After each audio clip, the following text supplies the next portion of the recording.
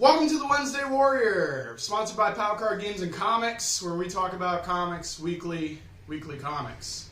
My name is Skylar Hathaway. I'm Chris Potter. Welcome to the show. Let's get down to business. Little Monsters is our first book by Jeff Lemire, Dustin Nguyen. What do you think, Chris Potter? So I am not caught up on this series at all. I felt remarkably like I hadn't missed anything. I thought this was almost self-contained. I felt like I got the gist of what had happened before. The guy had turned the girl into a vampire, right? Yeah. It's just vampires, okay. It's just vampires. And then it's about them inheriting the earth, and then her prolonging while the rest fade away. I thought it was a very adequately written one-shot. I got the entire gist. I thought the art was fantastic. It's one of those art styles that kind of bridge the gap between American comics and manga. They really use that zip-a-tone language, and I really enjoy that more artists are sort of playing into that now. Because I think it's a really good look. Just black, white, a zip or two. It really makes black and white art shine, but it's not quite color. I think it's fantastic. I always liked Dustin Nguyen's lines. Yeah, man. Yeah, and when he's using shadow, specifically on the elder vampire whose skin is entirely black, and then when he fades away and he like crumples, he doesn't like crumple into dust, but he like his skin it's kind creepy. It's creepy and it's really good looking. Yeah. Yeah, his line work is solid, man. He's got a really interesting perspective. I like to compare artists to other artists as much as I can. Helps me get a grip of their style on something, because I'm no artist necessarily myself. Sure. And it's hard for me to place him. I'm not gonna be out here. Yeah, he's a John Byrne guy, or he's a Mike Mignola or right. Jim Starlin. This guy's got his own style. He really, and he sells it really well. And I could say it's similar to Mike Mignola, and it'd be hard to copy this guy's style and do this in paper, But I definitely haven't seen anything similar to that. I like that you compared it to manga and stuff. Oh yeah, I think it has a very shoujo manga look. The eyes are a little bit smaller. It's not quite. I think Shonen Jump typically accentuates the face is more than Let me pause you there. Wednesday Warriors, Power Card Games and Comics fans, people who appreciate us. The reason why we have these Shonen Jumps out here is we're going to be doing a monthly Shonen Jump show where we go over each Shonen Jump from February 2003 until who knows, because there's plenty of them. Page by page, looking over the content, reading stories, doing a review, talking about it, to come next week. I'm very excited. Yeah, me too, man. I'm going to plug that every time we talk about it. So yeah. Yeah, he does have a shonen style going. I'm curious what I've missed. Because I didn't think I missed anything reading this issue. This issue, issue 10, specifically was it's coming to a close. They don't have an issue number on the series, so it could go to 12, it could go to 30, it could go to whatever Jeff Lemire and Nguyen feels like doing. But this issue 10 was definitely a summary issue for some reason. It was probably the best issue for you to possibly jump on at, and especially in a series like this where I'm confident it's going to be 12 issues or so.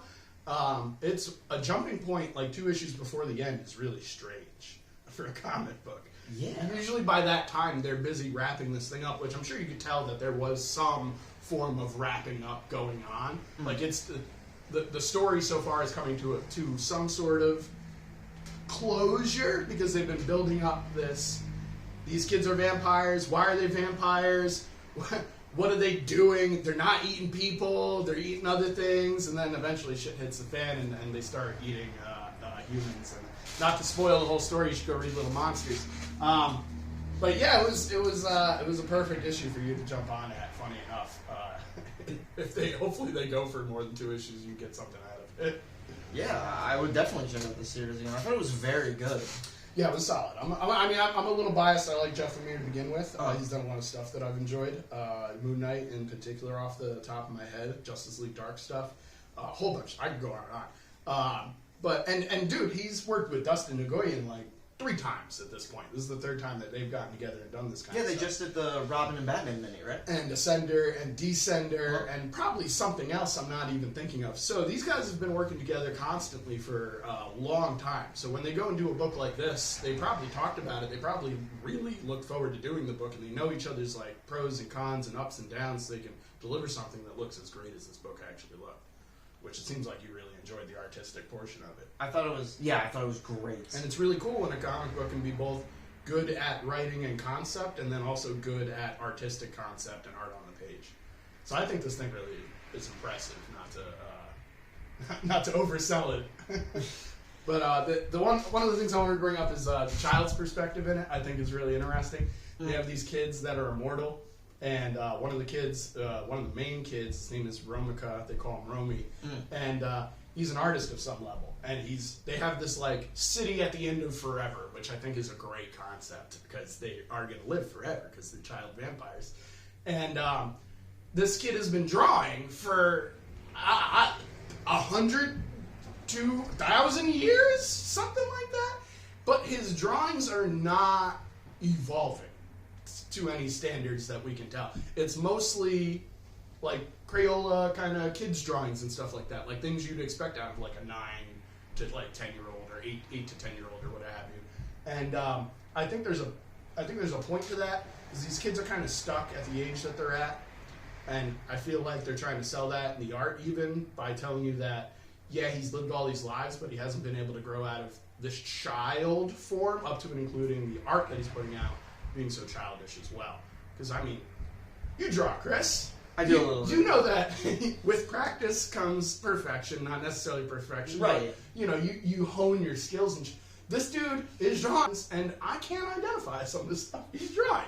And some background on that, I believe it's either Jeff Lemire's kid or it's Dustin Nguyen's kid that are actually doing those drawings, which is kind of cool. They brought in that kid to do the art and stuff. I think it's Nguyen's kid. So that's pretty cool that they brought in that actual child's perspective to even deliver this children's perspective. That's really thinking about your book and doing as much as you can with the book itself, which is pretty right. Cool. I feel like the art is almost tribal too, especially how it's on like.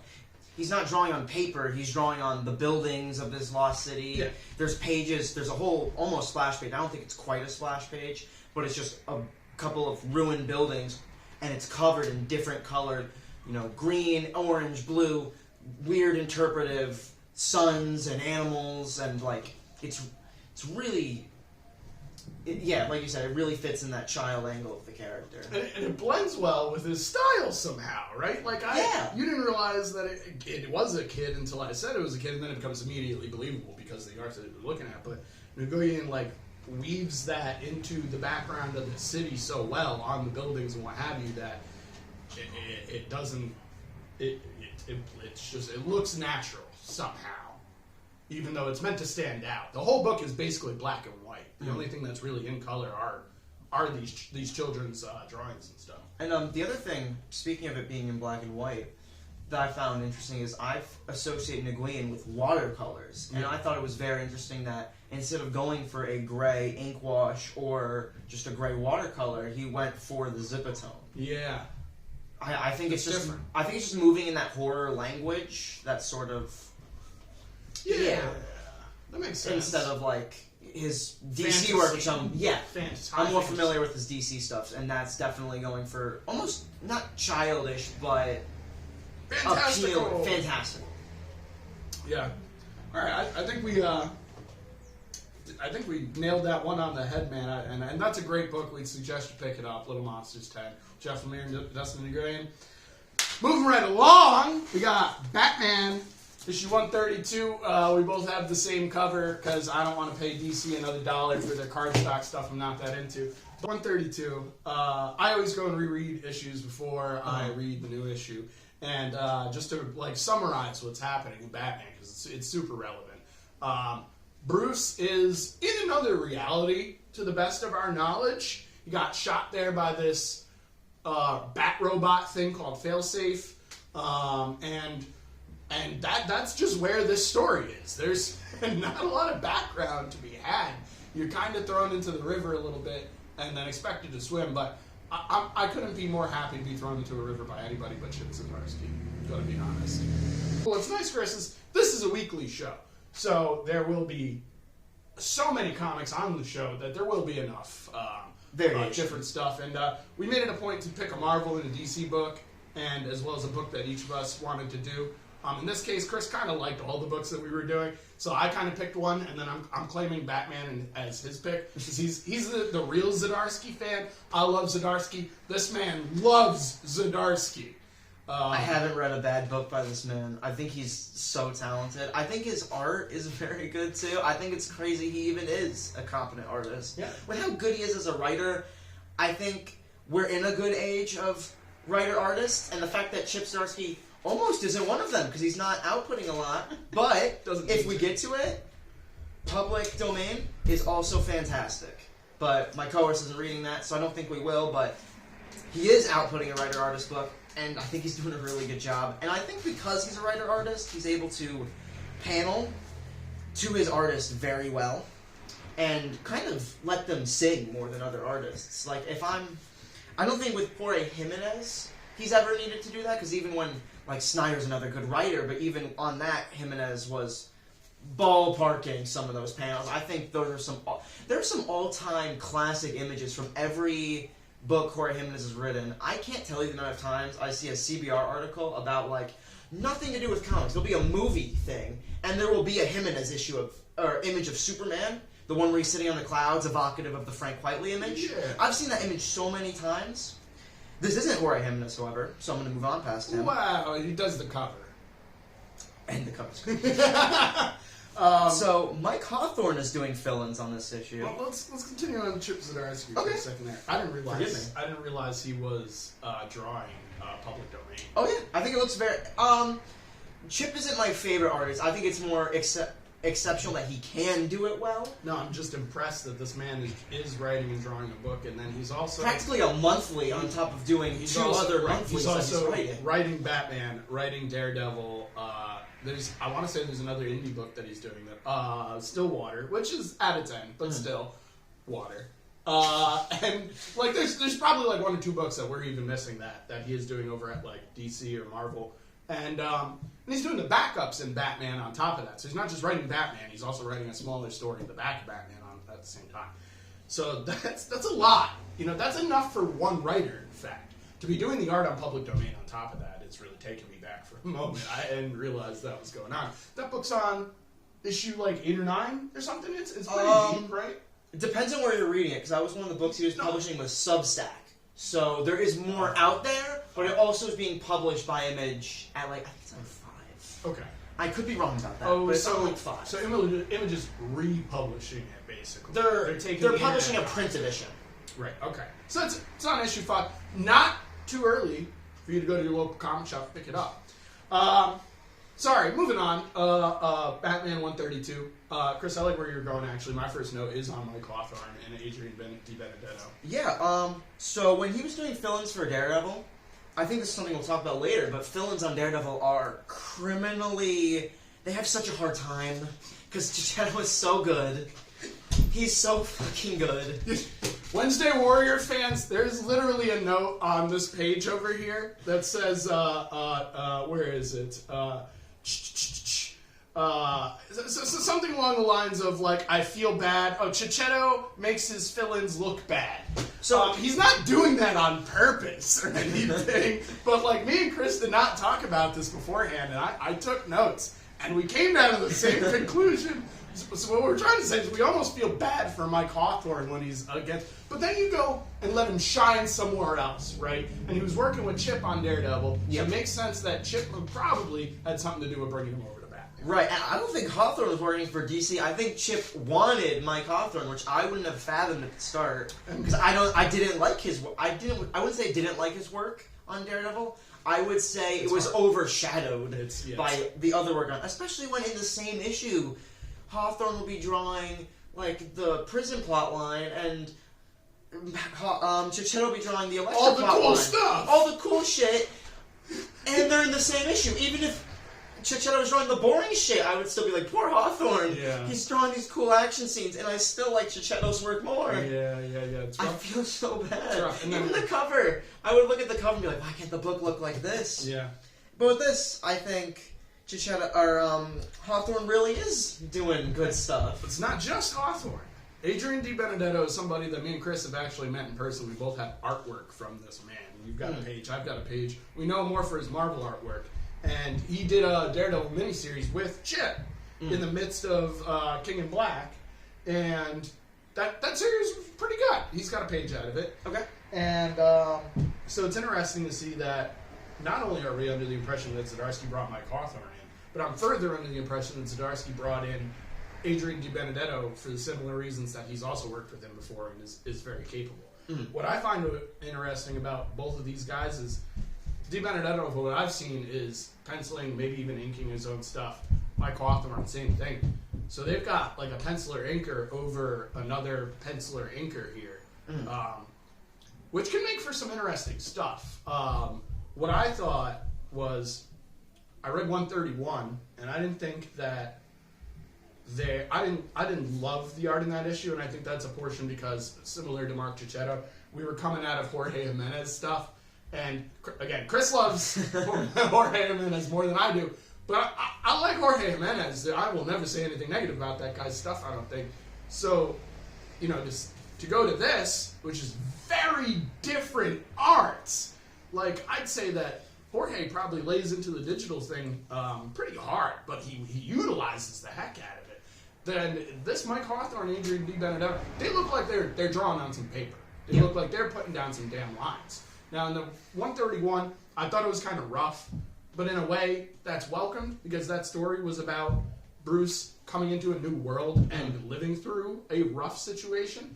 And I thought this one was a wide margin better art-wise than the issue before it. I think that these guys are building a relationship with themselves, and because they have that background of we're both penciler inkers, once they build that relationship, I think that's when they can really sing. And I thought this issue sang pretty well. Yeah, I think this is going to be a weird thing to say also, but I think now that we're moving into people who are built like Batman, I think one of the things I didn't like about Hawthorne's art, his characters can be very lanky. And he does a lot of blocky forms, almost. Yeah. And I think that works better with muscular characters because you can block out muscular forms are inherently more blocky than skinnier forms. Yeah. If you look at like really layout art, usually like they're made out of chunks. You got human people in chunks, and then you build in the muscles thereafter. So that stands to reason. And when you're doing, I think from what I've seen over digital art is a lot more smoothed over from what I've seen in comics. Because you can hyper fix your lines with digital art. Right. I don't think Jimenez does that though. No, I can't say that he does, but what I will say is you can feel that this does not have that going on as much. This is much rougher in quality, but it becomes acceptable. That's a bad word. It becomes pretty great by the second issue. You're like, all right, I see where they're going with this, and you want to ride along with it. Talking about Chip's story away from the art, Yeah. one of the main criticisms you had of the book was it wasn't a Batman book anymore at first. At that first. we were going away from that. Yeah. So I've been thinking about that for a while. Like, what is Chip going for with this? Because he's in this book for the long haul, and I have to imagine he has a long-term plan to some extent. We can hope. Yeah. I think we just came off a run, the Tinian run, not the Williamson one, where we had someone claim they were in it for the long term, and then he was around for 30 issues. Yeah, but it's long enough. I feel like they condensed it a lot because I feel like one of the things that I had problems with Chip's first run wasn't even his version of Batman and the story he was telling, but it's just that we came off like 4 Batman events almost back to back to back. So we got off City of Bane, we get off Joker War, and then Fear State, and now we're in this Failsafe event, which is not an event book, but it's similar stakes and scale, and I was getting kind of tired of that, and I'm very happy we're almost in a more, wildly enough that we're doing multiverse stuff, this story's more grounded to me. Yeah, it's much more self-contained, and Batman is actually doing investigative detective stuff, which is what the first issue started off with, 125. That's what I was really enjoying that Chip started doing, as well as building a relationship with Tim, because I do like that Batman and Robin dynamic, but that's also absent in this issue. So I've been thinking about how this... Sort of. Right, because the backup is Tim's story, right, which we'll get to in a second. And, and that story is is tying directly into the main story that's going on. Yeah, it's not a different story. It's just it's almost like a cutaway. So in a way, this book is still Batman and Robin. Yeah. It's just not what you'd anticipate from a Batman and Robin title.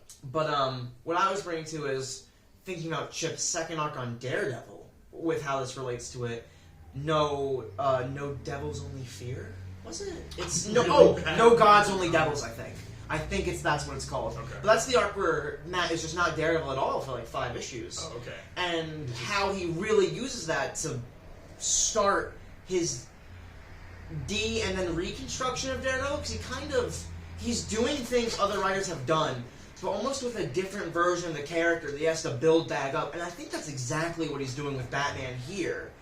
Because we saw this in Tinian's run too, which is why I think the moment at the end of this book falls a little flatter, because they just did an homage to the Thank You Father, is it Thank You Father, I Will Become a Bat? We just did that maybe 30 issues ago.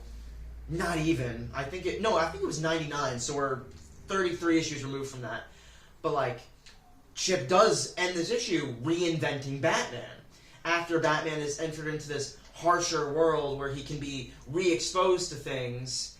Because Batman is a much more fanatical character than Daredevil. So for Daredevil, you can just have him stop and he will naturally come to things. Batman can't stop unless he is forced to. So you have to take him into a multiversal... You don't have to take him into a multiversal setting, but it's fitting for his character to have him re-examining himself. He would have to have much more drastic circumstances. And I think that's what Chip is doing here. Yeah, let's summarize the issue real quick, just so people know what the heck is going on. So we know issue 131, he gets thrown into this new reality. In issue 132, he really gets the feel of what he's walking around in. He meets a bunch of characters from his reality, like Harvey Dent, that has this like real Judge Dredd feel going on. They're all hooked on Venom. Real evil, mean dude. The other thing I wanted to mention about Harvey Dent is, if you guys have seen a movie called Equilibrium, have you seen Equilibrium? I have not. It's got the guy who played Batman in the Chris Nolan movies. I know what's his name.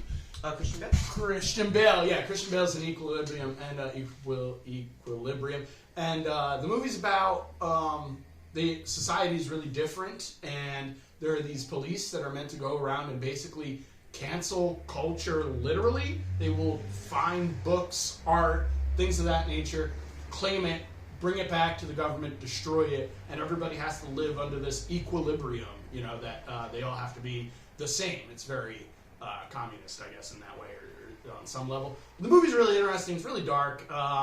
It actually has like tones of V for Vendetta in there a little bit. It's a solid flick. I suggest everybody watch it. So I thought that was cool. I don't remember who directed it. But I know Zdarsky's ripping from this a little bit, because the way that this dude is walking into people's homes, and some of the people in the book that he's walking into homes, there is no real reason you can, from looking at the art on the page, so you can tell why they're being bothered at all. They look like your normal run-of-the-mill family, probably works their jobs, goes home, good people. But here we have Harvey Judge Dent on Venom walking through this apartment building, breaking indoors, murdering who he wants, taking in whoever he wants, and leaving a few people that he claims are sane, which is pretty wild. Well, just abducting one people. of the things we learn in this book is that there is something called like the Crane phenomenon, I think? Yeah, there's gas being pumped Yeah, into they're the city. constantly putting a very low grade of fear toxin. That's what we're being told, but through Bruce's new friend Jewel, by the way, which is, I believe, his like surrogate to this new world. She's relatively young, she seems, and maybe like a Duke Thomas age when we first met Duke Thomas. Fully capable and stuff. Yeah. But still young. So I don't know how much we are led to believe the things she's saying. But she does tell us that there's being gas pumped into the city of some level. It's supposed to drive people crazy, give them hallucinations, fear type stuff. And why that's relevant all of a sudden is the entirety of the last issue and this issue. Batman is being followed by a Jim Gordon skeleton ghost thingy. It's hilarious. Mike Hawthorne and Di Benedetto are... That's probably my favorite thing they draw in this comic. It's like there's this one scene where he's like putting up his dukes or something. And it's really, really funny. But, so they elaborate on that a little bit, but I'm not sure if we're led to believe that that's true or not. But anyway, so Bruce needs to find, because he's not Batman yet, technically. He needs to, what's one thing I wanted to mention about 131? He loses his utility belt, stat. Yeah. In the beginning of 131, the first thing that happens is a couple of presumably homeless people rob Bruce Wayne's unconscious self. And the first thing they take is his utility belt. So he has nothing. Batman is a man who's determined on his tools. He has no tools. Nor has he mentioned that utility belt or the fact that there's somebody running around with Batman's utility belt right now. Right. He probably needs to get his hands on that, but it's got shock-proof resistant security measures on it. It'll be fine. But anyway, so he's got no tools. So he wants to find out more about Gotham, and he wants to do the Bruce Wayne thing, and he wants to save the place.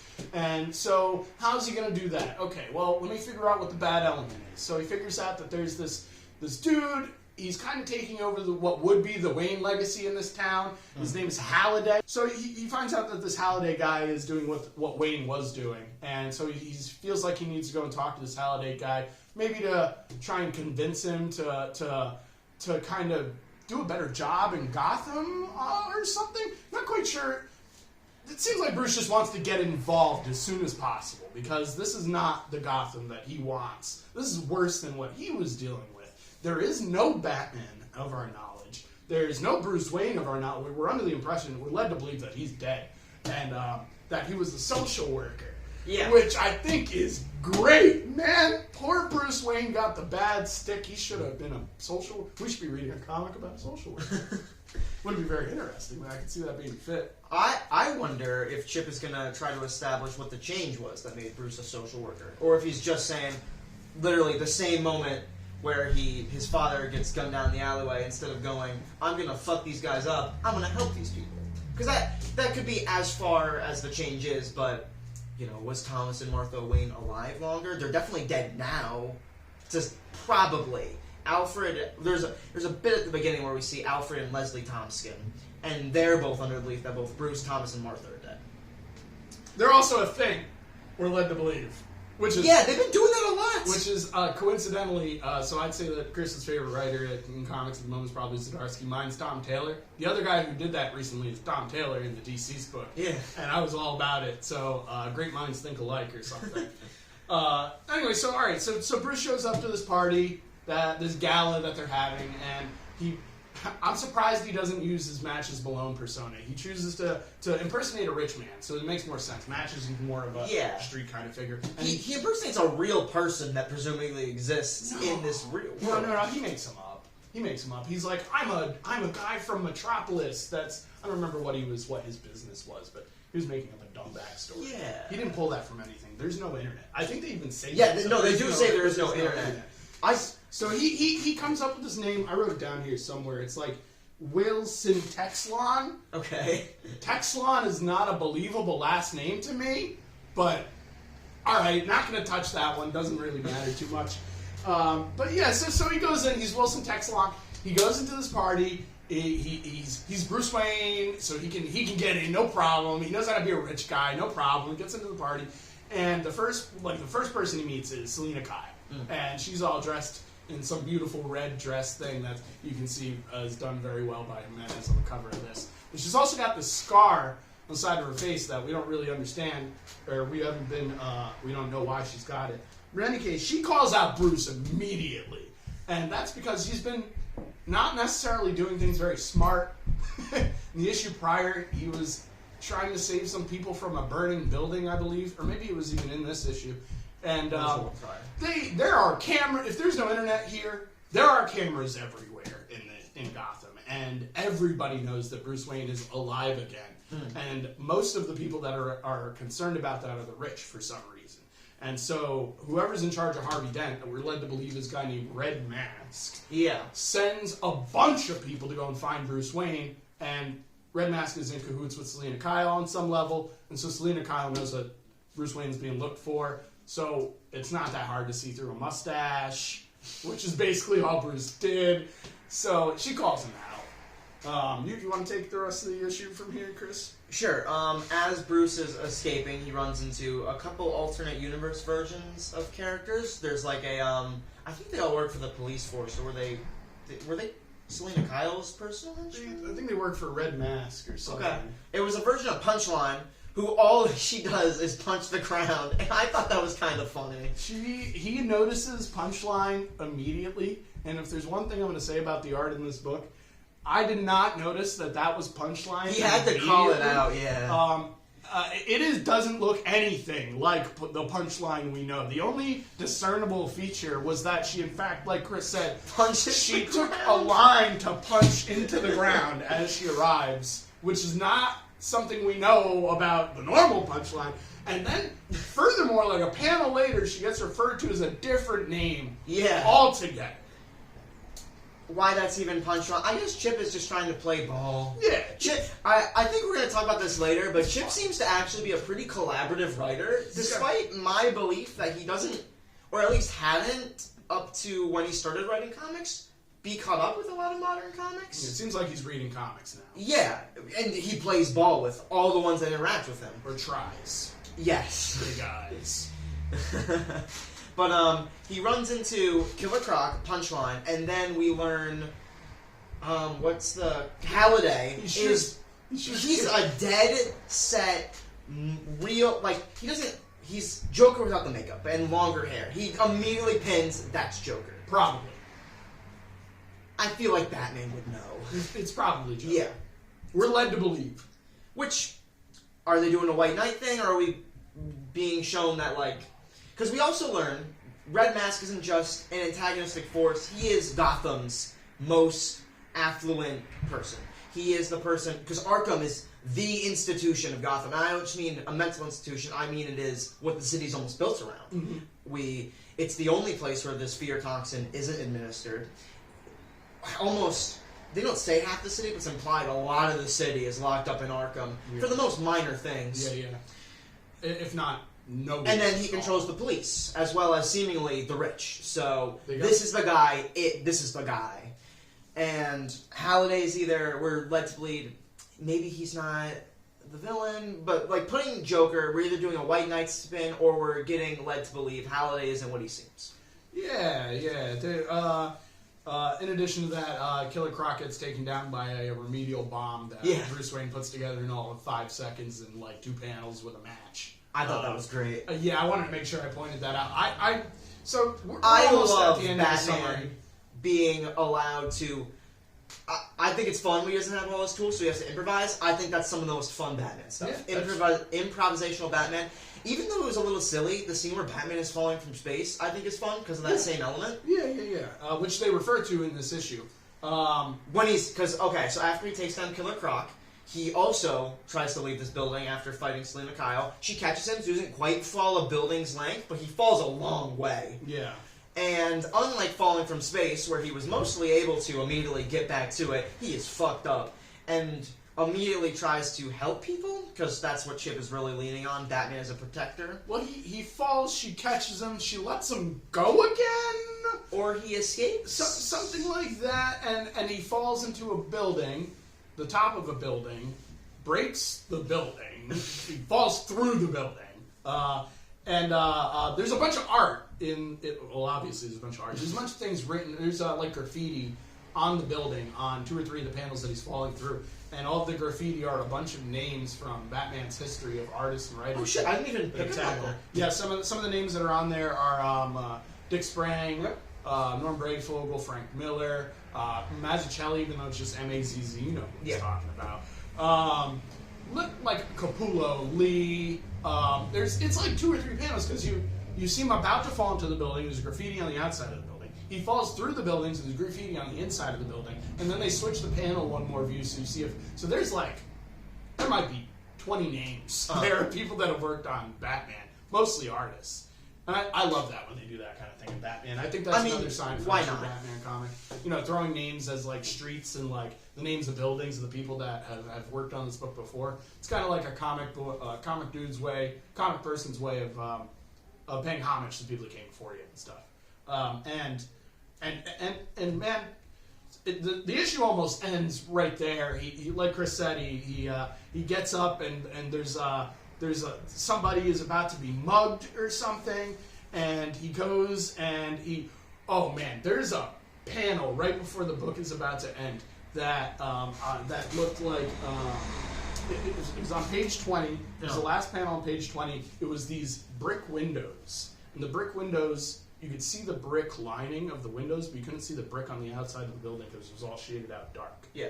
And I thought that was amazingly done. It reminded me of something like Frank Miller would do, or Tim Sale more specifically. Yeah. It really captured this like dark element of Batman, and it's totally there on purpose because you flip the page and he's taking care of this villain, but now he's hanging upside down for some reason, and he sees a bat. And he does this thing that Chris said didn't land as well, but me being a more Batman fan than Chris, I'd argue, I thought this was sweet. He's upside down. Oh no, I agree. I think it's funny that we just did this again, because I don't see this played into as much, like, besides the origin. They don't re-homage that moment a lot. But every time they do, there's a reason. And so they're re-homaging this moment in Batman Year One, where there was a bat that flies through Bruce Wayne's window at Wayne Manor, and it lands on either his father's head or a bust of William Shakespeare or something. It depends on which version. A bust of someone, and in his dark tone, he says, "Yes, Father, I will become the Bat." And he says something really close or relative to that at the end of this issue, letting you know that, all right, he's seen Gotham for 2 issues. He doesn't like any of this stuff. He doesn't feel like he's going anywhere anytime soon. Time to turn it up to 11. So that's where we think the issue is going. I'd imagine is probably next issue we're gonna get some serious Batman stuff going on, which seems good. But like, I got no complaints about this issue, and I really thought going into it that I was going to be a little standoffish because of what Chris was saying. Chip has been delivering us some Batman, but it's been Batman in a different way. It's kind of similar to Grant Morrison delivering us Batman. Yeah. Like, Grant Morrison has a habit of doing weird stuff with characters that are a little different, but still plays close enough to their background.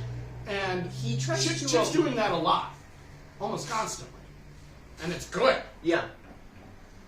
I think with the Morrison angle, that was one of the things I was thinking about when I thought about what Chip was doing here, as opposed to what Morrison did. Because I think Morrison, because this story is very similar to Time in the Batman. The setup is almost the same.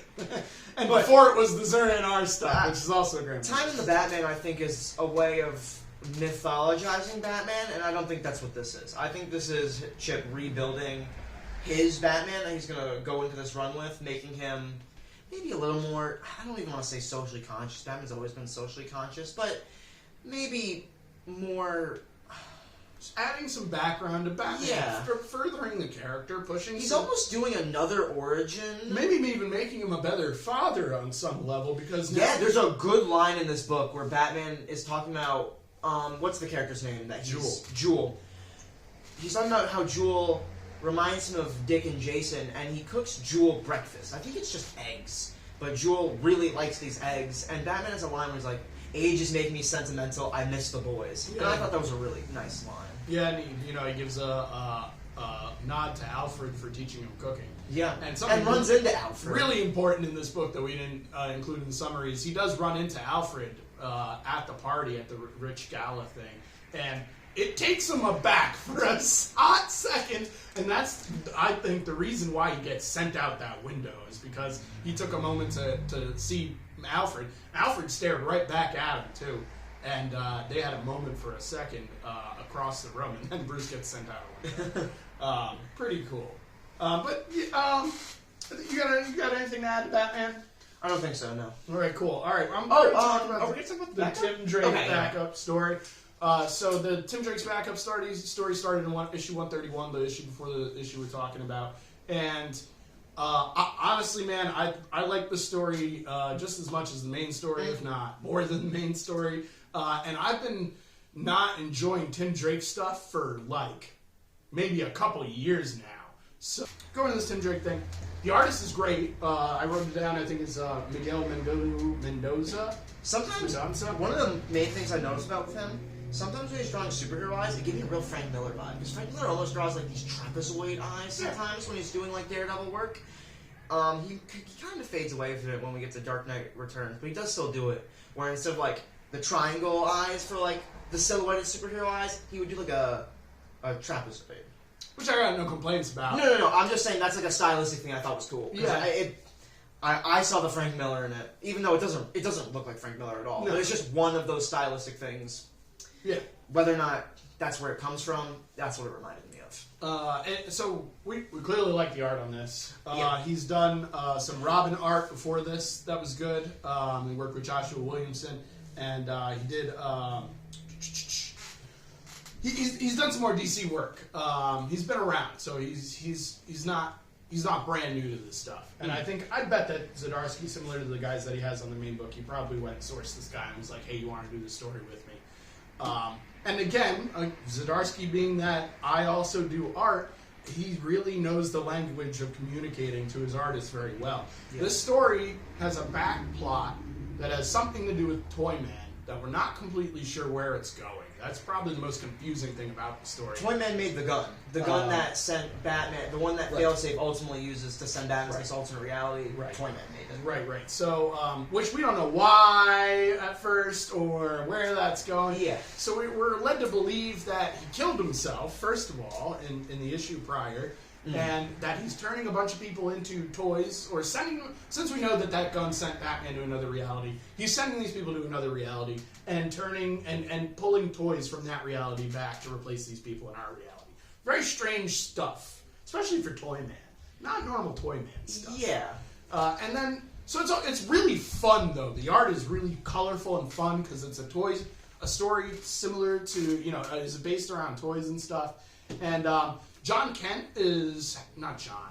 Yeah, it is John. John Kent is hanging out with Tim for, I think, both these issues in part. I think that's great, by the way. That's what's Tim up. and John don't have a relationship, really. It's mostly John and Dick. Yeah. Because Tom Taylor loves Nightwing. Is also writing Nightwing, which helps, but clearly loves Nightwing. Yeah. So John doesn't have a lot of time to interact with Tim, so I think it's cute they're doing it here. Nightwing and Superman have always had a relationship. Too. Nightwing comes from Superman. Exactly. Yeah. And so there's a lot of nods to that over the course of Nightwing history. But not nearly as much nods between Tim Drake and any Superman character for that matter. Yeah, I don't even think he had. I would disagree. Yeah, Superman, he had a Superman. Connor Kent. Yeah. No, Connor Kent and him have a very strong relationship. But they don't show up. In Batman books, you don't see that. Yeah. You don't really see that. Maybe in Titans books and stuff. DC books. But anyway. So they're hanging out and Superman's feeling all bad and stuff, and Tim's trying to prove to everybody that Batman got sent. Which, by the way, going off of Chip kind of remixing the past, this is very much post-Final Crisis Red Robin. That first miniseries, this is not beat for beat because something completely different is happening, but this is what was happening during Time of the Batman with Tim Drake. This is what makes him become Red Robin. Almost as the exact same suspicions, except Dick believes him. People generally believe him more in this story, probably because Final Crisis happened to some extent. And I think even in the last issue, Tim goes, "This literally happened before." Yeah. But they're really playing into that first arc of Red Robin, where Tim is looking for Batman. He finds the cave bat symbol and shit. Okay. I would not have drawn that together, and that just furthers that Chip Zdarsky is clearly a fan of comics. Yes. And a fan of Tim Drake so well that I'd say he's writing Tim Drake better than I've seen Tim Drake being written in a couple of years now. And I say that mostly because of the detective work that Tim Drake is doing, and the fact that people are believing Tim Drake. Because you go and say, "My dad got sent to another multiverse!" Like, you're gonna sound crazy, even in comics. Which is kind of silly. But, you go and say that to people, but I think everybody took him somewhat seriously that he talked to, and it's because Tim Drake's the detective of the Robins, in my opinion. I ain't gonna say that, I'd say that Nightwing's the cure-all. He can do it all. But he might not be as good in a specific category as some of the other Robins. Yeah. Tim Drake's the detective. So, you got him doing detective work both of these issues. And in the issue that we're talking about, he actually goes, finds the gun, or he brings in Mr. Terrific, which was my favorite part of this issue. I was like, if anybody was disbelieving him, right, as soon as you see Mr. Terrific, you know Mr. Terrific's gonna go, "You've done some solid detective work, kid." Right. And he basically does exactly that. And he's like, "Let's find your dad, man. All right, let's scan this up. I brought in my transporter. I got something to hook to you so we can track you while you're over there. I don't know if we're gonna have contact, but I can bring you back at a moment's notice." And so they just they get. If there was any suspicion that Tim Drake was wrong in the issue prior, that all gets dropped as soon as this issue starts because they go straight into this other reality that Toy Man is screwed. Which you wouldn't pick up on this at all, but I read that the reason Mr. Terrific was so comfortable doing this with Tim is because he just did a very similar thing in the Flash book. The first arc of Jeremy Adams' Flash book is Wally West disappears, trying to go into the Speed Force for something, and they have to find him. And Mr. Terrific is helping them look. That's the gist. He's helping Wally travel through time. You read one issue of it, right? Where he's in World War II? Flash? Yeah. I think. Maybe I remember you showing it to me that at least you bought it. Because that's the issue where, I think, isn't Hitler literally in that issue? Oh, yeah, I did buy that issue. Yeah. Flash. And he has, like, the Speed Force staff. It's like a Golden Age story all over again. It was really good. It was fucking... But yeah, Mr. Terrific is helping Wally travel through those. So I kind of read that as, I don't think Chip really is buying that, but I know Chip loves Flash. Oh, yeah. One of the things, if you read his newsletter, the only reason he hasn't written Flash is because he doesn't have his own Flash story, but he definitely loves that character. Give it some time. Yeah, have you ever heard Chip's Flash pitch? No. So he does have a Flash story then. It's not a good one. Oh. Do you want me to say it? It won't take long. You guys can look this up on your own It's time. funny. Chip talked about it in his newsletter. I'm sure he has an archive of them. It's great. My only note to leave on, well, aside from saying that I really enjoy this Tim Drake story, you should all read the backups in these Batman books, which is not something I'd say all the time. I kind of hate that DC's charging us an extra $1 every issue for these backups. But at least with... I like that the same writers are doing them now. At least with this one, it's the same writer. They're delivering something that's relevant to the story that comes before it. And the art's really good.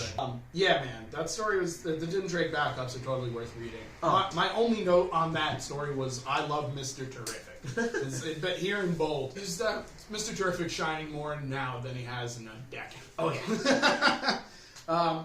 You got anything to add to Batman? Nope. Think we chewed this one up. Moving on.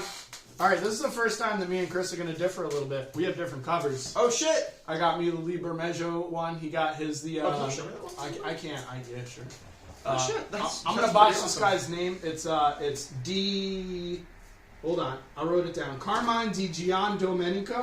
I might have actually not botched that. I might have did that really. I was practicing last night. And, so he does this cover. This cover's solid. This cover's solid, but it's hard for me not to pick up. I'll pay $1 for Liber Mejo. They got me good with that one. All right, that's a really good Liber Mejo one. Yeah, I mean, yeah, it's hard to say. Look at him change, like the faces, him going through the faces, which is relevant to the plot at hand right now. It's a good Joker. Maybe cover. It's a good Joker cover. So, this book is a lot of fun, and I enjoy reading this book more than I realize I enjoy reading this book. But specifically, it's not just the Joker. It's the Joker, the Man Who Stopped Laughing. Issue number 5 is what we're talking about. And then the whole series. It's written by Matthew Rosenberg, and there's backup story with Matthew Rosenberg and Francesco Francavilla. And man, like every time I think about this book, I'm like, for some reason, I'm like not excited to read it. And then as soon as, and I think it has something to do with, there's something in my brain that doesn't believe somebody can deliver a good Joker story without Batman. And I also believe that. And I'm wrong! I'm wrong! I think it's wild because, okay, so there's been a lot of Batman events with the Joker recently. I don't think I've liked a single one since Endgame. I think the Joker has been an overutilized, diminishing character. I think it's because these stories are smaller scale, and the Joker isn't being more grand than he really is. Yeah. There's no Batman. Batman's not in this book for 5 issues. We're led to believe Batman's going to show up, and Spoiler shows up instead. And, like, honestly, like, who knows? Maybe Matthew Rosenberg's talking to Chip Zdarsky. They are friends. They're totally friends. That's on the books. Maybe he's not including Batman because he's doing a good job writing a story, or coincidentally, Batman's not around to be in the book anyway. Talking about this as a Joker book, much more than the last run this is a Joker book, this is also a soft Red Hood book. There's a good portion of this story that is just a Red Hood story. Which Matthew Rosenberg keeps doing. On top of the two Jokers, which I think personally, I feel the same way, that I kind of dread reading this book, and that's because I am very lost. I'm going to be, not lost, he's doing a good job at leading me through this mystery. I just don't have a clue. He hasn't given me anything which has me figuring out which Joker is real. There is 3 Jokers, maybe. That book is arguably non-canon, but Chip was playing into it in his first issue of Batman, and that hasn't come up at all. So maybe there is still actually different Jokers, and that's what this book is addressing.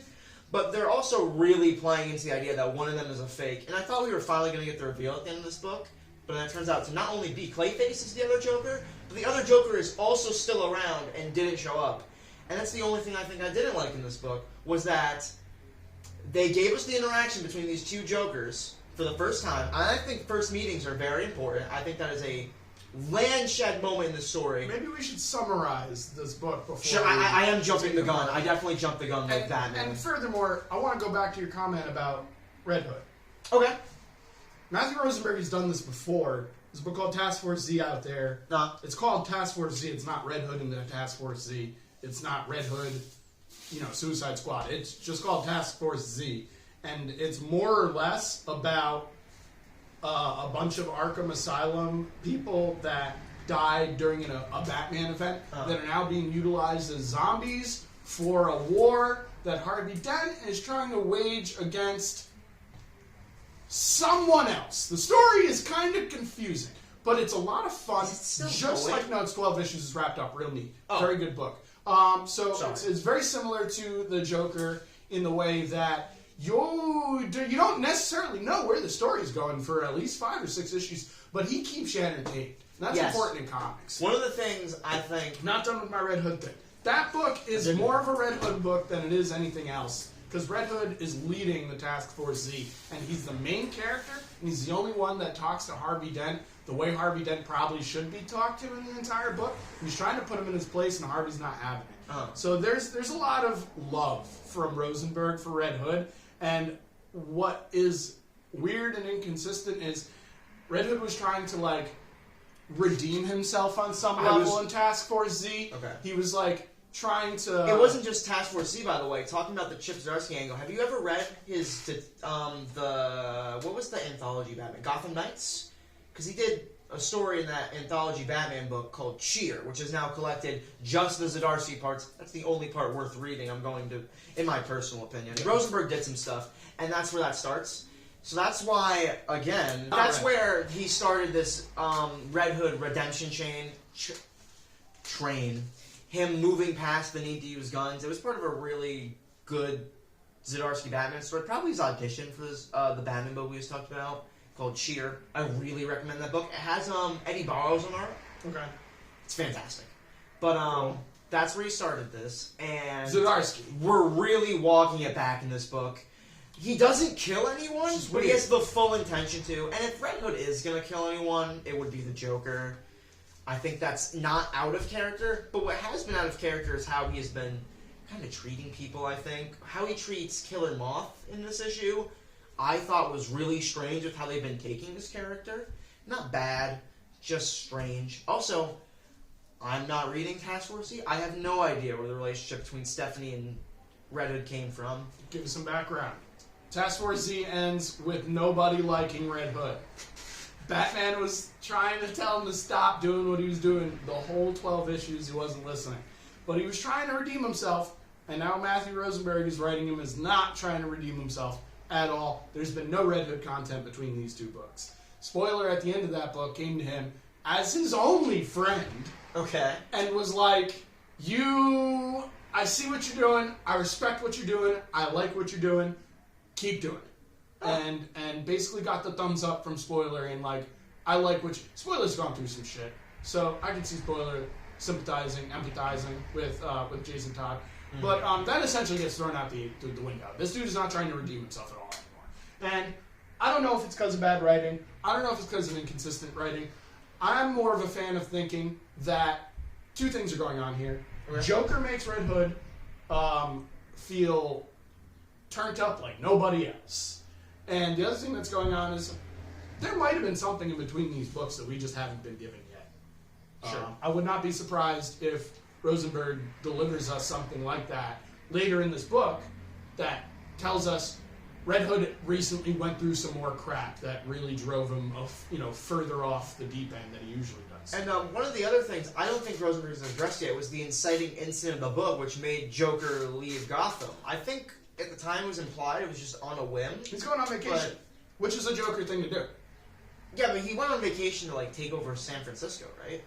He became on some level he's trying to be some sort of kingpin of San Francisco.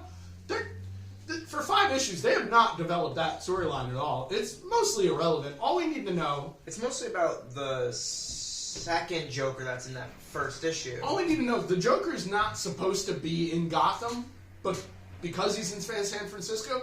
But there is a Joker in Gotham, which is what Chris was going about earlier. Yeah. There's a couple Jokers running around. And quite literally running around. And that's kind of this whole book. And kind of Rosenberg's style in a way. He doesn't always deliver you a plot. It's more a story that you just got to hang on to for a little while. And Joker's a good character for that because you don't need to do a story necessarily. He's a character of chaos. So if you can deliver a chaos-ridden story that is still readable and entertaining, you're hitting the nail on the head there, bud. Good job, Rosenberg. So anyway, this particular issue, same as the last couple issues, there's not a lot that goes on. No, you're good. Joker, we begin with a couple kids. There's this old clown house, and they're doing a sort of peer pressure haunted house situation that kids do in fiction. One kid is pushed in, and he's crying when they find him. He's covered in shadows, and they see the Mad Hatter, and the Mad Hatter gives some old rhyme about how he's going to kill these kids, more or less, or at least lobotomize them. Right. And then Joker comes in. He's shaved his head. He's in a cape, but I'm pretty sure it's a trash bag cape. His head's been shaved the whole 5 issues. Not in issue 1, but he definitely did shave it recently. Okay. Doesn't matter. The other Joker in San Francisco has hair. Yeah. He comes in, he has a cape, he has his boxers on, he's in a mimicry Batman costume. Yeah. And he recruits, or he wants to talk to Jervis Tech, because we learned the other Joker... Wants to know why he's there. Yes. First and foremost. And why he's there is because the other Joker has recruited him to more or less trap this Joker. Or at least that's what the Jervis Dutch is under the impression of. Yeah. And, this Joker, he goes to, I believe it's a factory of some kind with Tetch. Or at least on Tetch's lead, I don't think he goes with Tetch. And he's trapped. And we learn he's also trapped the other Joker. He meets the other Joker, but he has put measures in place where they're both stuck in here, even though this Joker's in a cage.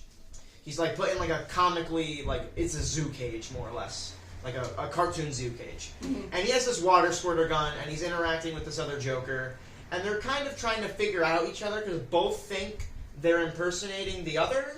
The one that gets revealed to be Clayface, as soon as who we think is the Joker, the bald one, starts leading that he's trapped the one that ends up being Clayface, Clayface drops being the Joker real quick.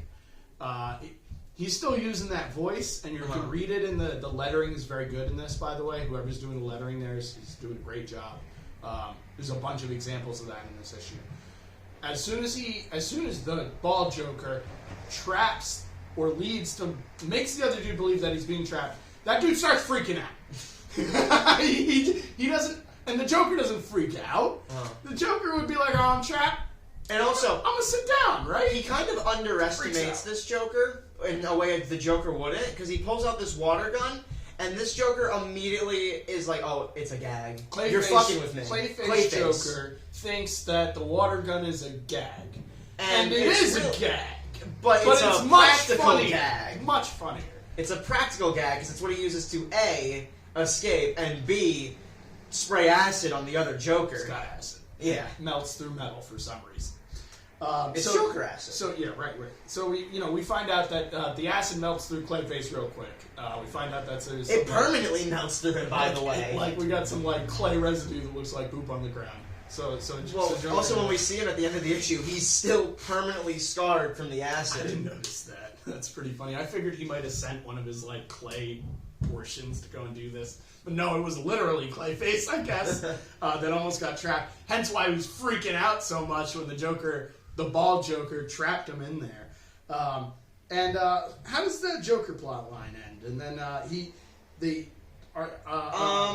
escapes in a fireman outfit. He escapes in a fireman, and we find out that the San Francisco Joker is the one who had set up this entire trap the whole time. The Joker in Gotham, he isn't dead, but we're led to believe he's dead because he gets hit by a train.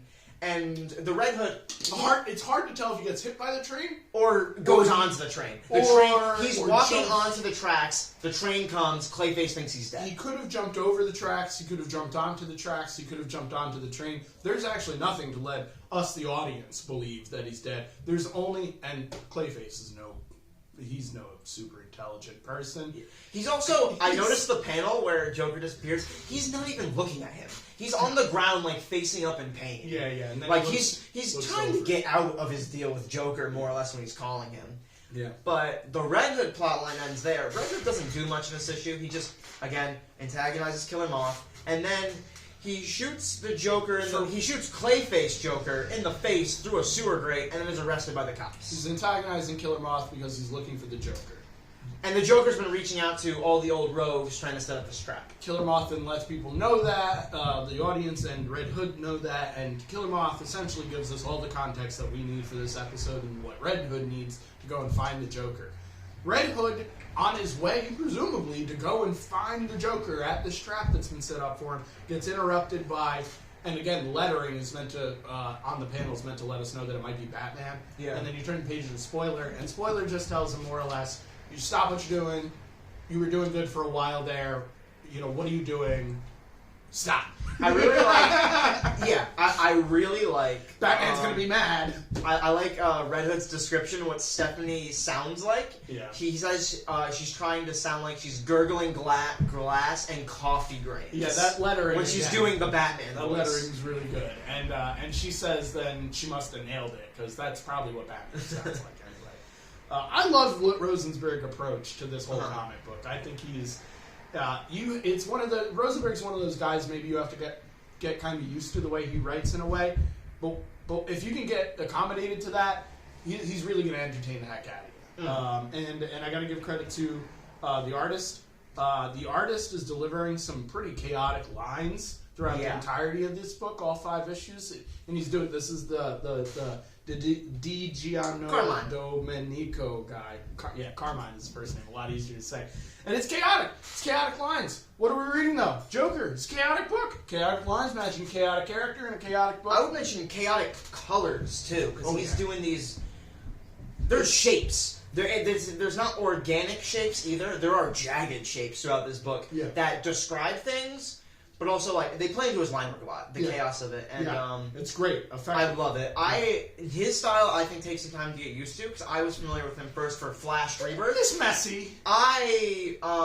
So I did not like the art on Flash when I first read it. I liked when Christian Duce took over for that Josh Williamson Flash book. Going back to it, there's a lot of speed in that line work. It's a Flash book that sells really well, and his faces were what drew me off initially. Now that I'm getting more used to the language of comic book faces and also how bad they can be and how undescriptive they can be, there's a lot of emotion in his faces, and they're very quirky. Especially Joker. Yes.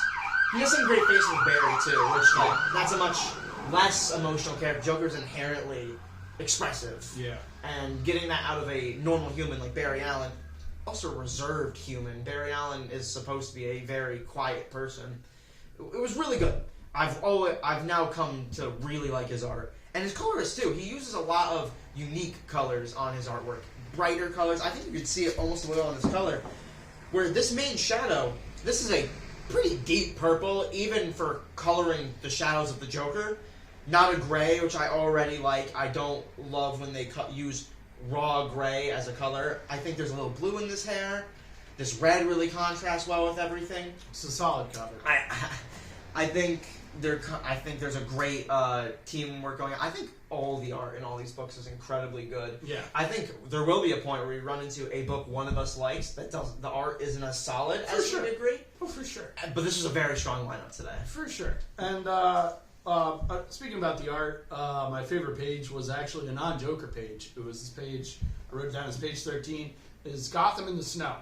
And it's just Red Hood, like, doing this kind of thing, like flying through the air and it's snowing and Gotham looks beautiful, and Gotham doesn't always look beautiful. So it's nice when it does. And snow is not always an easy thing to do in comics too. He does a pretty good job of snow and stuff. Yeah, but when it does, it looks gorgeous. Yeah, it's such a good both tone indicator and page filler. Dynamic. That page is pretty.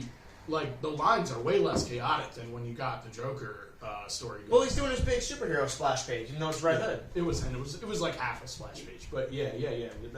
He's definitely trying to show you we're not focusing on the Joker here. Just letting y'all know. Let's do some Red Hood stuff for a while.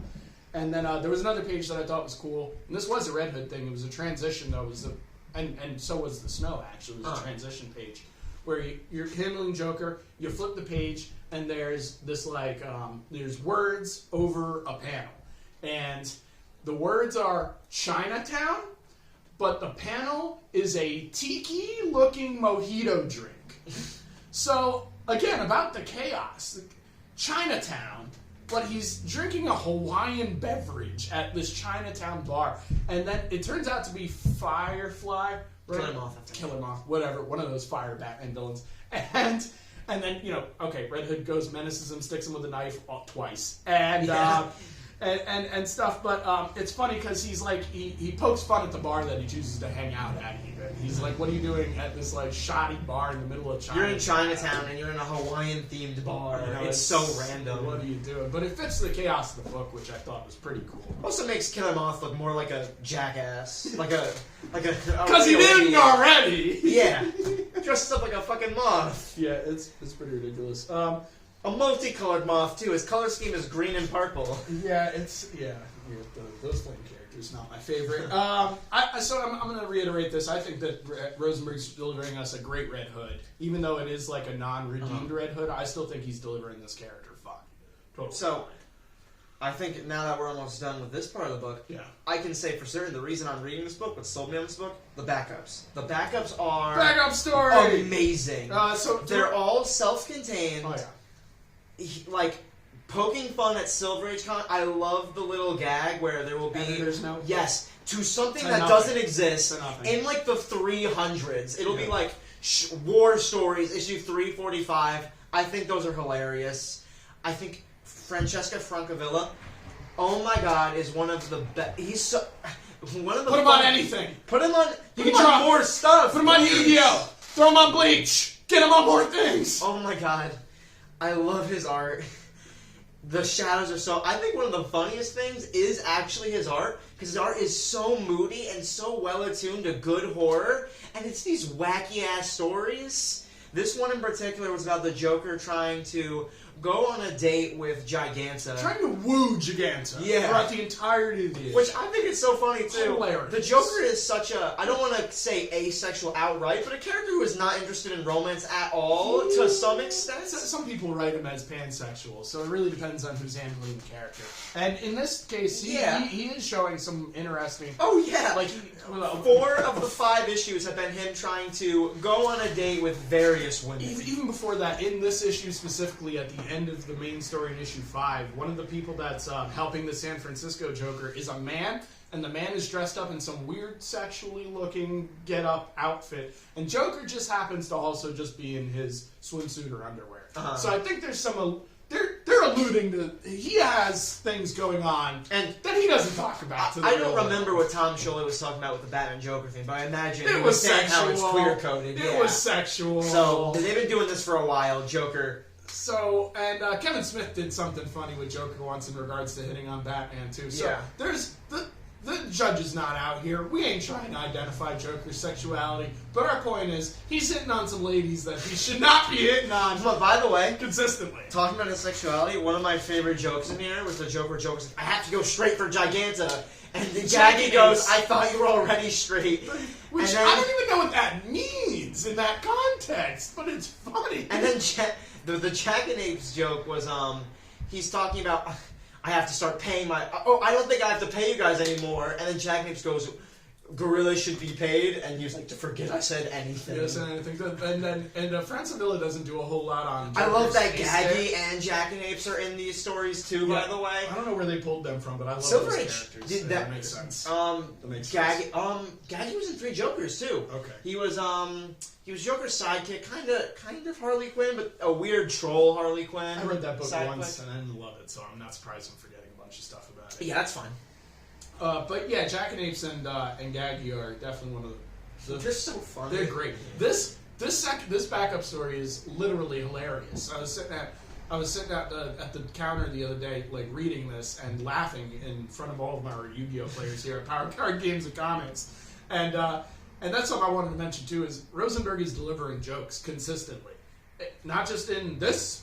The whole backup story is a joke, but he delivers jokes in the main. Oh yeah, there's a lot of good gags. Really good jokes, funny stuff. And that's something I think the Joker All is of missing. Joker's internal monologue is making setup and payoff jokes about what's happening in reality, and I think that's the perfect way to write this character. If you're gonna give him an internal monologue, Yeah. He's telling, and they're actually funny. Like, one of the things with Joker is people sometimes lean in on Joker isn't actually funny. He thinks things are funny. I like when the Joker is kind of funny and also doing fucked up things. Same here. He's the Joker. There's a reason He should be he's funny. And he finds himself hysterical, so that's important too. Yeah. I'm gonna pour over Francevilla's art some more. He gets to draw Etrigan, which, name a character more suited for Francesca Francavilla than Swamp Thing. Etrigan the Demon. Swamp Thing. But an extra in Sure. second. Horror characters. DC horror is perfect for this guy. Yeah, he really nailed it. But one of my favorite parts of Francevilla's art is colors. The dude does everything. He does pencils, he does inks, he does colors. And I don't know what he uses for art, even. I don't know how he gets I the imagine lines it's down. just... Some of them are most of them are really thick lines. But he can get really thin, too. That he I'm blends fairly really certain well. he's digital. I At would least be- in colors. Some portion of it, for sure. A lot is digital. But that color, he has specific colors that They are very strong, that he very uses. vivid, very complimentary. And it's too. always these colors. He really doesn't go out of these, like, I'd say 5 or 6 colors, kind of similar to the way that, like, the Marvel coloring used to work in the 70s and 80s. You can only do a certain amount of colors and stuff. It was 100%, 75%, 50%, or 25% of a tone. That's how they would get skin tones. I believe it's something like 50% red, 50% yellow. As they get further on, the color matching becomes better. He's not even, but he's going. He's not doing that. If He's just this making was in the colors. 80s, these would be straight color boards. He would just be cutting the color steps as they are. He's not reducing the opacity of them at all. No. These are very vivid, Vibrant. fantastic. Yeah, and they blend the shadows unbelievably. I'm gonna say something maybe a little. I don't know if you agree with this. I think Francavilla is the strongest artist we have this week. I love Chichetto. I think his design work makes his shit stronger. In this particular issue, I do have to agree. Before we get into Daredevil too much, Francavilla is probably the most competent. It's and second is probably either Chichetto or Nguyen. I ain't shooting down Nguyen, man. He's another one, like, you ain't copying that guy's style, there's no way. And not to give shit to Hawthorne or No, they're the fine, other- totally they're fine. I would even go beyond that, Great. but we're dealing with, again, Masters as of their work. As we're talking about books, we're not going to have weeks like this a lot where we're talking about some of the best artists working today. Every time this Joker book comes out, we'll probably have a week like this. Oh yeah. We can talk about Francevilla's art forever. So I guess we should move on to Daredevil, man. We saved. I'd argue we saved the best for last. In a way, it's kind of hard with that Joker book because that Joker book was really good. But there's another case of us having different covers. I got the Pimp Particle cover because I thought it was cute to have Daredevil and Elektra running around with a little dagger. Another cover that Chris has not even seen yet. Yeah, holy probably. shit. Is that all around? No, it's Elena Casagrande. Elena Casagrande, she nailed this cover. And Marvel did not charge me an extra $1 for it. And then Chris got the Chichetto cover over here. That's pretty sweet. Good silhouette. I'm gonna let Chris. You take this away with the summary, man. You probably have this book memorized by now. Yeah. So this is part 8 of the Red. No, it's part 6 because I don't think the first 2 issues are part of this Red Fist saga. Yeah. But Daredevil, as part of the Chased, is confronting the Hand. And what is the Chased? The Chaste is Styx's opposed hand group. Historically, they have been a dormant ninja group, where Styx is the last member. / Daredevil, he's kind of a member. Styx has always been kind of moving him to become a member. Elektra is also kind of a member, depending on what her stance with the hand is. We got a lot of mythology. But we're going straight up into a ninja war. A lot of like Japanese mythology maybe going on. Just maybe even like Eastern society mythology going on. Ninja conflicts. Yeah, and furthermore, as a Daredevil book, there's always the Christianity religious side that makes zero sense in context with what he does. But anyway, continue please, Mr. Potter. So it's mostly a fight, this entire issue, but a couple notable things happen within that fight. It's a lot of advancing character relationships, I would say, through action. So the main three that are focused on are Daredevil and Punisher, which is the primary conflict. Punisher is now the leader of the hand, the surrogate of the beast, almost. He's using the hand as his vehicle of vengeance. Very standard Punisher stuff, but almost ranked up higher, despite the fact he's not using guns anymore. His eyes are literally glowing red, like half of the issue. Yeah, holy crap. Very un-Punisher stuff. The other main character relation that's happening is Elektra and this girl, Akka, who was apparently one of her mentors when she first joined the hand, and is now the lead figurehead of the hand. Have you ever read Elektra Assassin Side Note? No, I really need to. We both never read that book. I have a feeling this probably goes back to that book. I'm sorry, Mr. Sienkiewicz. That book, I've seen pages from that book. I'm missing out so hard. Yeah, both of us are. We both know it. And the other one is Cole Nerth and this guy Bullet, who are Bullet is like an old. I don't even think he's really a Daredevil villain, but he's an old, like, kind of shitty Marvel villain. Yeah, I call him an E-list kind of gangster guy. Yeah. You know, somebody Wilson Fisk might hire for muscle. Yeah. So, Daredevil fights the Punisher. There's a dragon that Punisher is riding on. Thanks for mentioning the dragon. Lots of other characters at play here too. Stiltman. Yeah, Stiltman gets a fun moment here. And Stick is in the midst of the battle as well. I'm kind of. This is a battle issue, and I think one of the things you have to take with these issues is a lot of the things that happen are fun to look at, but don't really matter. So I'm trying to prioritize what are the character things that are happening as a result of this battle. Oh, yeah. Cole's a good one to bring up. He gets handed, what's his name, S.H.I.E.L.D. U.S. agents. U.S. Agent S.H.I.E.L.D. Daredevil just literally gives it to this dude. And Cole's been one of those pretty solid characters throughout Zdarsky's whole run on Daredevil. He's probably one of the more relatable characters even. And to see this man get to carry, for lack of a better word, a Captain America shield for a little while, pretty sweet. He deserves it. He's doing good work. And I like holding Matt down this whole time. What's going through his head at this point, because all of them are going through this battle thinking they're going to die, and Cole's internal monologue is going, I want to do one good thing if I'm going to die today. And he's trying to save Bullet's kid.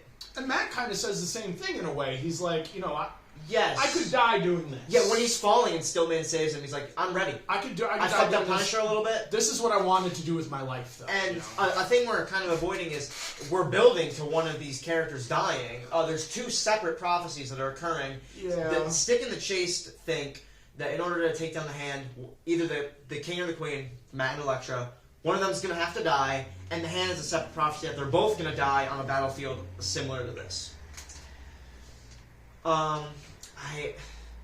Matt and Punisher having the usual conversation is ranked up to 11. They're both their worst version of themselves right now. Nothing usual about this conversation, to be honest. Well, no, but their usual bumping heads. Yes. That's pretty usual. Also, do people deserve to live? Do they deserve redemption? And Punisher's like, what the fuck? You saved all these criminals. I liked you because you at least put them in the slammer and I could kill them later. Yeah. Now you're releasing them. I think there's even a line where he's like... he says something to that effect. Yeah, well, no, he does. I think he even says that he's tired of doing the same old stuff with Daredevil. Yeah. No, he's ready to kill Daredevil. So that's pretty much the issue. They take the Daredevil's team gets like one up on Punisher's team a little bit, but they say that they lost that battle. It's not quite clear. They steal the hand's instrument that allows them to maintain immortality. It's some sort of talisman. Yeah, and, I'm gonna have it. And and Elektra steals it right out from underneath with her. Yeah. And But Elektra's really messed up too. I think Elektra is on like the brink of death, but it's comics, so she's not really. and what's interesting is, okay, Matt and Elektra are married now, and they have similar motives. At the same time, they have different motives. Yeah. Like, Elektra's doing something with this, like, she went and did her own thing in another issue with the president, and is antagonizing the president. I don't think it was the U.S. president. President, and is antagonizing the Avengers on some level, which is not a good idea. And then Matt goes and does something similar and further antagonizes the Avengers a little bit. So at the end of this issue, it's Captain America and Iron Man, who I honestly don't even know if they're a part of the Avengers at this moment. That doesn't matter. In this book, they're in the Avengers. At least in they're about to be, because at least on the Jed McKay cover they are. Yeah, so they're, who knows where this place is in Avengers history. Yeah, and again, Marvel comics are kind of loosely all connected. I think we'll talk about that in a second with the Punisher series. So it ends with the Avengers, and they're coming after the Daredevils, and they found out where they're... Well, they're not. They're sending Spider-Man to come after the Daredevils, it seems like. Sorry, I should have said Which I thought we were going to... That's probably what we were going to talk about, because that was... We talk about comics a lot outside of even this show. Yeah. A major thing that we've been talking about since the start of the series is how Zdarsky writes Daredevil Spider-Man. Their relationship. And I want to know what you thought about that. I don't know where it's going yet, so I don't want to say anything. He was in I think he's building one panel in the Yeah. I think he's always been building off of... He loves Spider-Man. And I love Spider-Man. He is very strongly on that belief. He is perhaps the #1 writer. He was tying Peter to his motto, great power, great responsibility. That is what every work of his is about. Even more so than most Spider-Man comics. And in this issue, and in all times Zdarsky writes Spider-Man, it is these two characters who have completely clashing, but clashing senses of responsibility, where Daredevil has a right to uphold what he believes is God's will, and Spider-Man has this right to just try his best, honestly. Do his damnedest at all times. And so they butt heads. Daredevil also wants to do his damnedest at all points in time in a similar way. Right, but he's going to break that line more than Spider-Man will if he thinks it's God's will. But Christianity is a very important background in Matt Murdock. So while their similar sense of responsibility can cause them to get along really well, which is what I think we both went to the series, having that typically be the relationship, I think the #1 source of that bond, I don't know if this is the same for you, but I think of the Kevin Smith it's not Born Again, it's Guardian Devil, in that final issue. I think of that as what I think of Daredevil Spider-Man. I think that is perhaps that's accurate. What I base their entire relationship on. They go and hang out and talk about it. They do the same thing in The Evil That Men Do, which is another Kevin Smith Spider-Man. Yes. And they do the same thing in issue 22, 21 of this series. After they've kind of stopped butting heads, when Daredevil is about to go to prison, they have a heart-to-heart similar to that scene. It seemed very un-Zdarsky in that scene, too. He even apologizes for coming in and approaching Daredevil earlier in the series all mad and stuff, and explains why he did so. Well, again, they have two very similar senses of responsibility. Sure. And Peter has always made bad decisions to some extent. I'd say he makes all the good decisions in the worst way. Sure. Like, he's not a bad person. He doesn't make any bad moves. He just keeps walking into bad shit. Yeah. If you're writing Spider-Man, you got to ruin Peter Parker's life. That's just how that works. Yeah. So I think we've summarized the issue more or less. It was a pretty simple issue. It was a lot of art. There was a lot of art. Cheto was going crazy. Yeah. I have no idea why there was a dragon in this Daredevil book. Because it looks cool. Nor do I really care. I didn't need any background for this dragon. I think the only background we got is Punisher is using magic to some degree now. Yeah. So this is where Chris was just talking about where I'm going to shine here in this Daredevil part. It is aggravating the heck out of me that there is a Daredevil and a Punisher run running at the same time, where both Punisher run and Daredevil run are using both of those characters in their run in very important ways. And for the past 7 issues, Zdarsky hasn't tied anything to Punisher that we know that he's talking to Jason Aaron, who's writing Punisher. And Jason Aaron definitely isn't tying anything to anywhere, anybody, at all, in any of his books he does. Which is fine with me because he does a good enough job most of the time. Yeah. But Punisher, like, he's using Daredevil. The way he used Daredevil in the issue doesn't seem un-Zdarsky-ish, and he's clearly trying to pose Daredevil as an opposing force in the Punisher issue, which is also something that Zdarsky's doing. So me and Chris are under the impression that Jason Aaron and Zdarsky had a conversation once upon a time, probably at a con, for about 15 minutes. And it was probably something along the lines of, hey man, what's your general idea for Punisher for the next run you're doing? Yeah. Which, explained in 15 minutes, is impossible. And, you know, and then Zdarsky did the same thing, and then they both went their separate ways, and no editors are talking to each other. Until this issue, there's an editor's note to go and read Punisher issue 7, because it ties into it, and I went and did that immediately. I put down the Daredevil issue. Okay. And I went and picked up an issue of Punisher, and I read it, and that editor's note is a joke. Yes. He is in a different costume. If you've been reading Daredevil, and this is something I like about Zdarsky's run, he's made this costume really important without even trying. Yeah. He has put Matt in 4 or 5 different costume, not necessarily Daredevil, but costume changes. He's in prison. He wore the black suit for a little while, regular Daredevil suit, King Daredevil suit, and of course you got the Matt Murdock lawyer suit. And that's just the 5 that I'm remembering off the top of my head. I feel like he redesigned the Daredevil costume twice, by the way. it was the King in Black tie-in issue where he just had a demon thing going on. This costume thing keeps on being super relevant to Zdarsky's run. So you go and you look at this tie-in issue that wasn't supposed to happen too far away from the issue we're reading. And in chronological order, too, in release structure, it was only 2 issues away in the Punisher run. So it's done close to this. And this has been going on for a while. And the connection is not there. There is what Chris was talking about. There's one line. There's the Matt Punisher mentions. Daredevil bumping heads on a constant basis. Daredevil's trying to tell Punisher to stop doing what he's doing, and Punisher's like, nah, I'm gonna keep doing this. The only thing that I made note of in that is Matt was like, you're definitely Punisher right now. I came here to tell you you're being unpunisher, and magic's driving you crazy, but you are Punisher right now, and I'm acknowledging this, and then Matt leaves. Right? He exits the book. Okay. Punisher is not Punisher in this Daredevil book we're reading at all. He's gone off the deep end. He is full psychotic mode. He's riding a dragon, for God's sakes. If you're a Punisher fan, don't read this Daredevil book.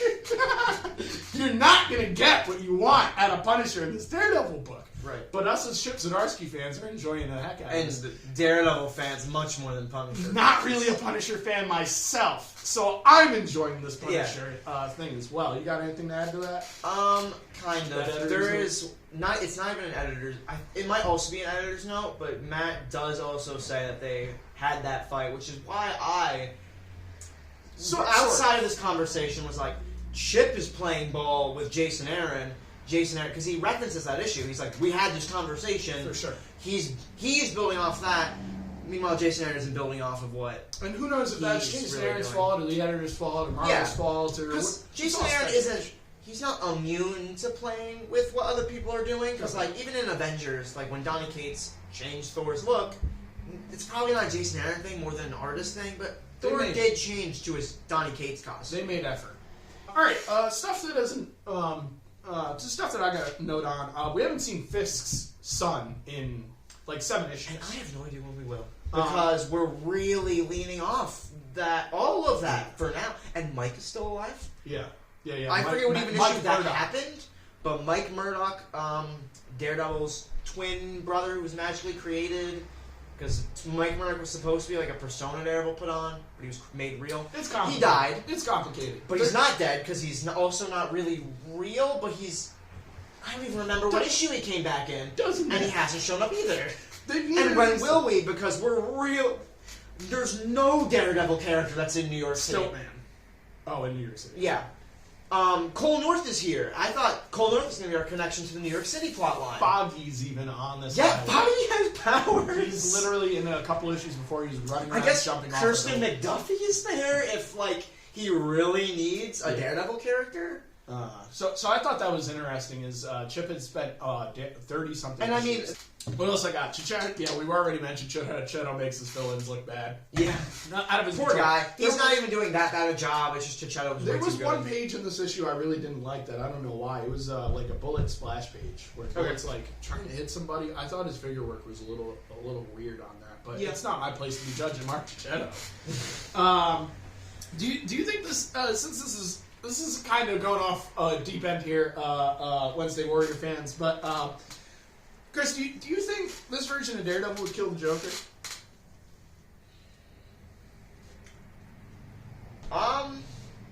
Right? No. No until later. Because I think he would take Joker to the island, same to everyone else, send him to a therapist. Joker might even play ball for a little bit to fuck with him. Before he blows up. And then he kills a bunch of people. Yeah. And then Daredevil would get pissed. Because I would normally say no. If there's a Daredevil-Batman crossover, I don't think Daredevil is the type to be like, we should kill the Joker. Daredevil doesn't kill. He's got the same code as Batman does in that regard. But he has killed recently, and it was not... And he intends to kill the Punisher in this issue. Or at least it seems that way. I think he says as much. Whether or not he would, he is committed to the Hand's goal of killing the Punisher. Which, if he's willing to kill the Punisher, the Joker is far worse than a human being. So, but, it's... Why I say he wouldn't immediately do that is a lot of what this run is redemption. And criticizing institutions like Arkham. Yeah. He would totally give the Joker a shot before killing him. Yeah. Punisher is someone who plays into the institution, which is why and also he's the enemy of the Hand. If this was normal Punisher, I could see him trying to take Punisher to the island, all that stuff. Yeah. But it's not. It's Hand Punisher riding a dragon, trying to kill him. Yeah. Everything he cares about, everything he's working towards. That might be where the story goes. Instead of either of them killing each other, Daredevil might just be like, come to this island. Well, because also, how cool must Punisher be once he finds out everything the Hand really does? The Hand are criminals. They're not a religious... That's why I said he is psychotic. There's nothing... The Hand do petty... Frank Castle is not there anymore. They're assassins. They're magic assassins. They're magic assassins. They do petty thieves sometimes. This is so petty thievery. So out of Frank Castle's character. All right, continue with Daredevil. We are fans of. There's some serious themes going on through this specific issue, through the run, which is good and evil, laws and morals, and which is pretty typical Daredevil thing. But there's a line at the end of the book, something, I'm going to take you through hell. Yeah. Like, he's talking about how he needs to take hell, he needs to take the demons home, bring them back to hell. Whereas he's been trying to redeem some people, but some people are not redeemable. Demons aren't redeemable, they're demons. So now he's under the impression that Frank Castle and the people he's working with are demons, so now it's okay for him to take them to hell. Yeah. Daredevil, right, over accentuating on the devil portion, whenever they do this kind of thing in Daredevil, and they do it fairly often, it fits, it's really good, it ties back to his Christianity, it sets you in a mindset of what Matt Murdock is thinking and how he's viewing the things in perspective. And I think that Zdarsky is really good at driving that theme across. And in all of his comics. Also, I think this is almost mostly subtext. When he says bring them to hell, he's also acting like the messenger. Or not the messenger, but the... the river, the guy who... Yeah, he's the guy who... He's going with them.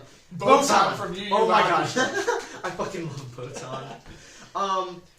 The spirit father. The bringer of the messenger. And not in the way where he's just taking them. He's hell. going with them. He's one of the devils. Because he's an inherently self-loathing person. And I think part of the prophecy of the Hand is that one of them will die. I think Daredevil isn't going to kill himself. But I think he intends to not live through this. What if they went the Mike Mignola direction? We got a Daredevil in Hell arc after this was done. How cool would that be?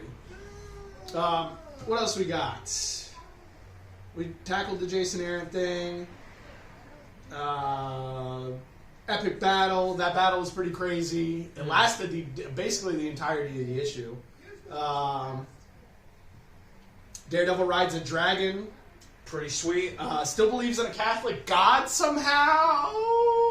Because I don't think the Chase has a religion like the Hand does, where they believe in he lives in the Marvel universe, so there are deities. Yeah. So he believes in. But I think a Christian character can inherently not believe of them as creators more than as just powerful monsters. Yeah. More or less. Yeah. They occupy the realms that exist in the Christian faith, or those realms aren't even part of the Christian faith. They are just realms in the universe, and there is a real hell somewhere. Whether or not, whatever. I think, because the Chase doesn't have a religion, I think it's fine. I don't think it breaks his Catholic faith. He also is a person who is not very Catholic in his actions most of the time. Anyway, he's a serial adulterer to some extent. Yeah, he's actually, I'd say that he's the usual Catholic guy, because a lot of people that go to Catholicism kind of, they redeem their sins. That's a big part of Catholicism, is going back and redeeming their sins and stuff. So, to end this, one of the last things that happened in that book was, there's a quote that I'm going to pull from this that's going to take us to the end. That is, "Take us home, Stiltman." Towards the end of the Daredevil book, he says, "Take us home, Stiltman," because Stiltman saves him out of the air. And then the book ends about 3 or 4 pages after that. And I thought that was pretty cool, because that's Zdarsky being like, let's take this issue to the end now. We've done the battle. Let's finish the rest of the issue. And after Stiltman takes us home, then the issue finishes out, which is a pretty good line to close the issue out. Has Stiltman ever been more useful? No, right? I think it's so like Zdarsky to take a joke character like Stiltman. Yeah, he's almost kite manning this guy. He's nailing it. He's trying to give him like a tragic past. He's trying to make him super important to this run, the theme of it. That's fantastic. I love Stiltman. Stiltman. That's both funny and heartwarming. It's fantastic. The last time I saw Stiltman was in an Iron Man book that has nothing to do with this. He was on the moon, right? No, he had his own colony of scientists and stuff like that. He was trying to redeem himself. That's ridiculous. Anyway, you got anything else to add? No. All right. Thank you for watching. Again, I'm Skylar Hathaway. This is Chris Potta. This is the Wednesday Warrior. We'll see you next week with 4 new books to go over, and there should be a Shonen Jump episode coming that week as well. Thanks for watching. Follow, subscribe. Be sure to like our video. That's real important.